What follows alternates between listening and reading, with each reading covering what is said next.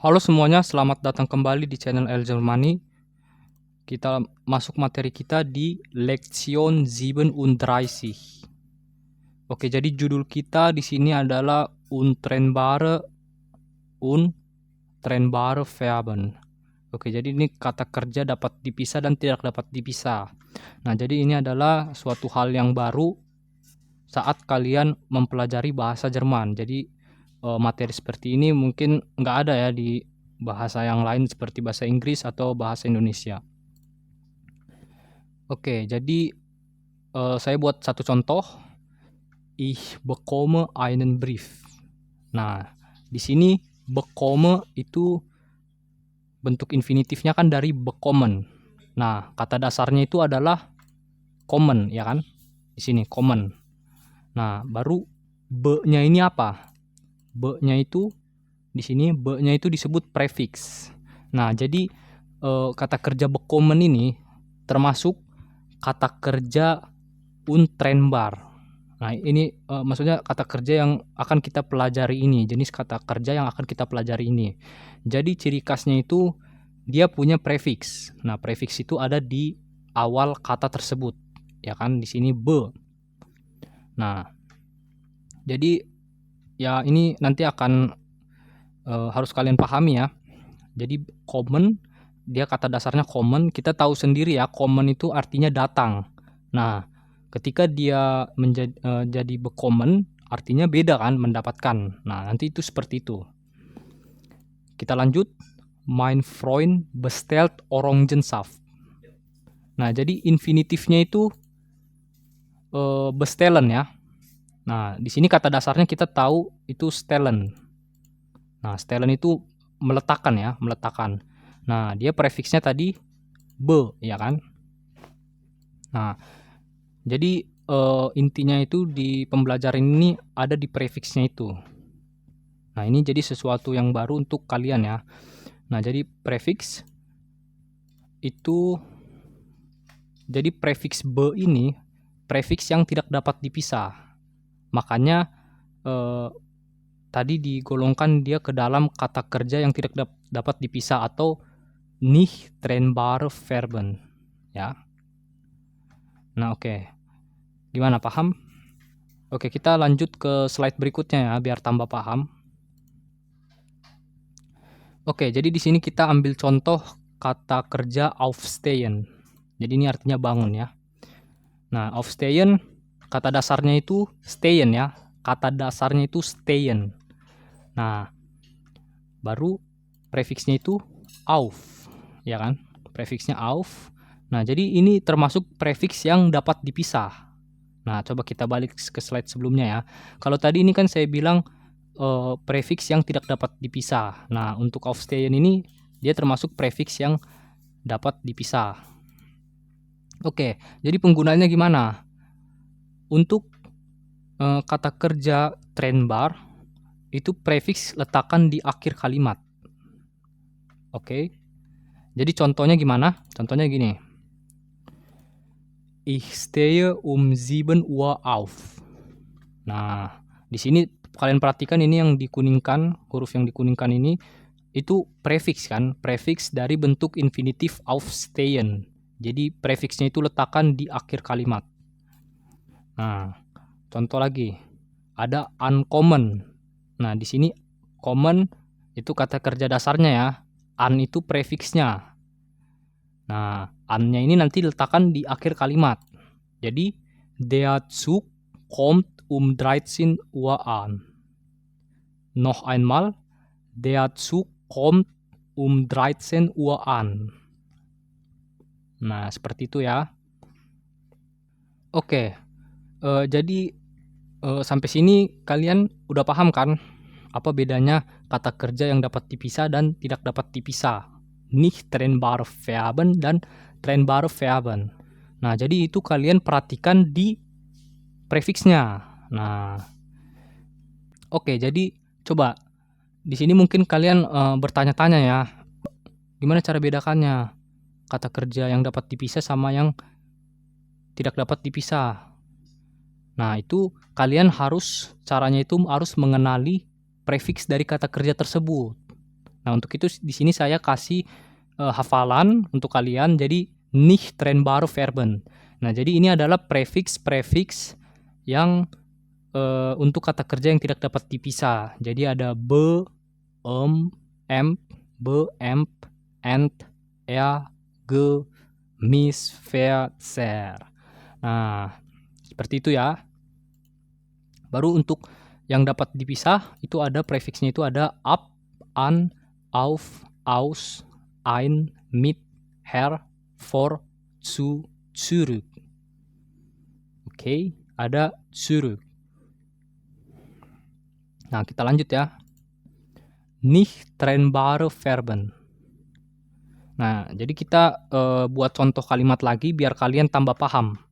Bedanya kata kerja yang tidak dapat dipisah dan dapat dipisah. Oke, jadi di sini kita pakai yang kata kerja yang prefiksnya itu emp. Nah, jadi contohnya itu ada empfehlen. Ya, sebenarnya banyak ya, ada selain empfehlen ada empfinden dan sebagainya ya. Nanti mungkin akan bisa kalian hafal nanti di A2 ya, kata-kata kerja itu A2. Jadi ini kata kerja dasar aja yang harus kalian ketahui sebagai pembelajar bahasa Jerman tingkat level A1. Jadi di sini ada empfehlen, itu merekomendasikan. Contoh kalimatnya, mein Vater empfiehlt die Suppe. Noch einmal, mein Vater empfiehlt die Suppe. Oke, jadi kalian jangan lupakan juga ya kata kerja kuat ya, starke Verben, atau kemarin kita bilang unregelmäßiges Verb, kata kerja yang tidak teratur. Nah, jadi bentuk konjugasinya perhatikan. Kan tadi empfehlen, di sini vokalnya berubah jadi ie, jadi ie. Nah, itulah kata kerja yang kuat atau kata kerja tidak dapat kata kerja tak teratur. Nah, itu ya. Jadi kita ambil contoh lagi, ada end. Ya. End, prefiks end. Jadi contoh kata kerja itu ada entlassen, itu memecat. Die Firma entlässt die Mitarbeiter. Nah, di sini dia entlassen ini termasuk kata kerja kuat juga ya, atau kata kerja tidak teratur. Oke. Nah, kita lanjut lagi, ada pakai prefiks ver. Jadi kata kerja yang kita pakai adalah verstehen. Mein Chef versteht mein Problem. Oke. Baru ada zerreißen. Ich zerreiße Papier. Nah, seperti itu. Gehören. Das Buch gehört mir. Nah, jadi untuk gehören ini jangan lupa juga dia jenis kata kerja datif ya.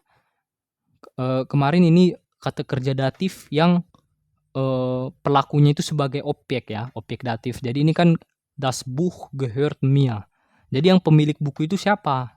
Nah, itu dia nanti sebagai objek di sini dalam kata kerja ini. Oke, das Buch gehört mir. Nah, ini harus kalian pahami ya. Untuk gehören ini kemarin kan udah kita pelajari. Jadi kalau lupa kalian lihat catatan kembali. Jadi gehören, jenis kata kerja seperti ini kan nggak cuma hanya gehören, ada dia kemarin schmecken, gefallen dan sebagainya. Oke, kita lanjut. Kita masuk ke kata kerja yang dapat dipisah. Oke. Oke, di sini kita ada pakai prefiks ab. Jadi contoh kata kerjanya itu abfahren. Nah, tadi udah saya jelaskan ya cara penggunaannya itu. Kan ini ab. Jadi kan fahren itu kita tahu ya, kata dasarnya fahren itu mengendarai. Nah, kalau misalnya dia abfahren itu artinya jadi berangkat. Nah, kalian perhatikan prefiksnya itu ab ya di sini.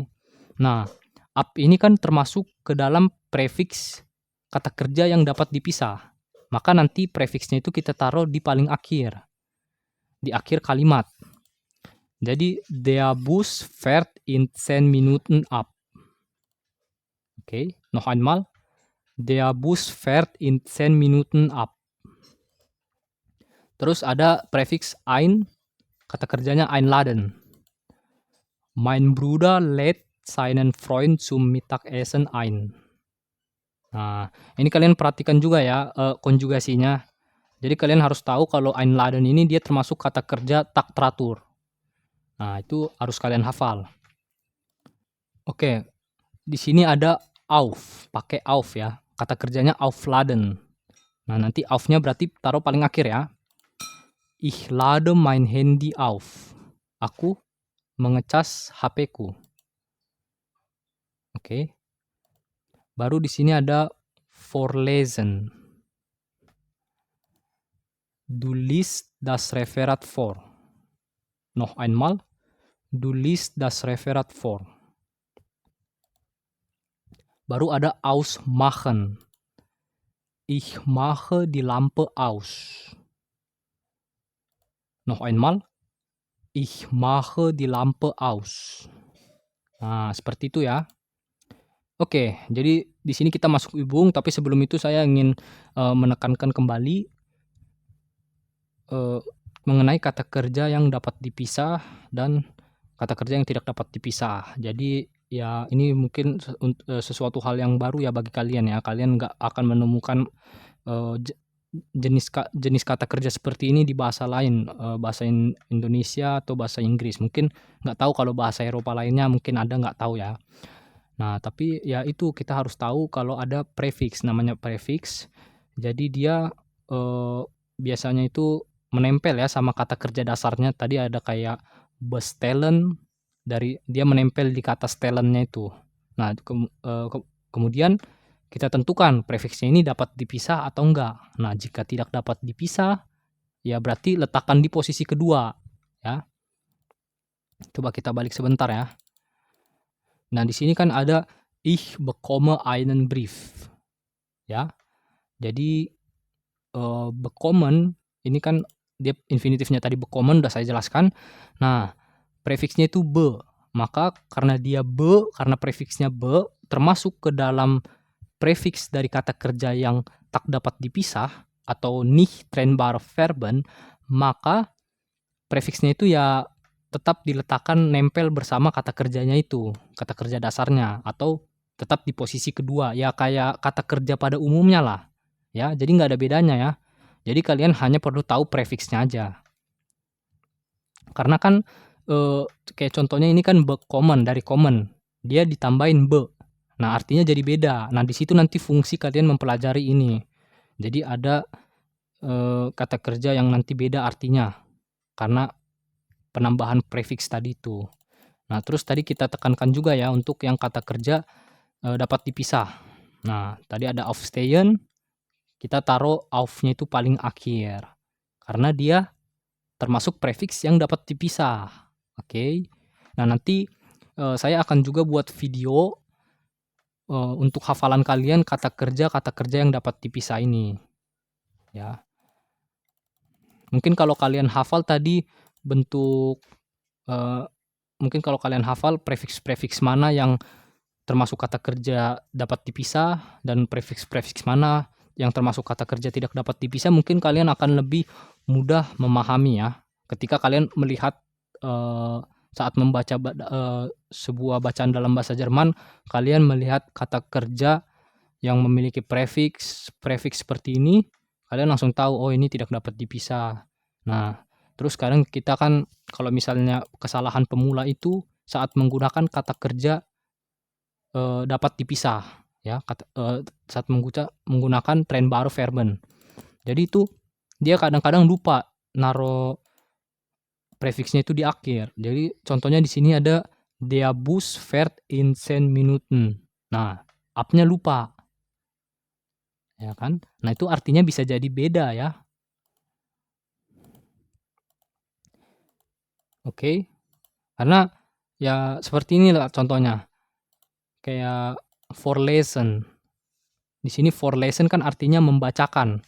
Kalau misalnya kita bilang di sini du liest das Referat, ya kamu membaca aja. Nah, tapi kan kalau kita tambahkan for dari kata kerja vorlesen tadi ya, maka kan artinya itu jadi membacakan. Kan itu kan makna yang berbeda ya dari suatu kalimat. Membaca dengan membacakan. Kalau membacakan ya berarti dia kan membacakan untuk orang lain misalnya seperti itu. Nah, oke, jadi itu aja ya yang mau saya sampaikan sebelum kita masuk ke Übung. Oke, jadi kita untuk Übung cari masing-masing 10 kata kerja trennbar dan untrennbar dan buatlah kalimat menggunakan kata kerja tersebut. Tulis jawaban kalian di kolom komentar. Nah, mungkin kalian lihat ini agak malas ya ngerjainnya. Cuman ini caranya cukup ampuh seperti ini untuk pemula, apalagi kalian otodidak kan. Ini akan membantu kalian untuk lebih memahami materi ya. Oke, wir machen Schluss. Noch einen schönen Tag. Bis zum nächsten Mal. Tschüss.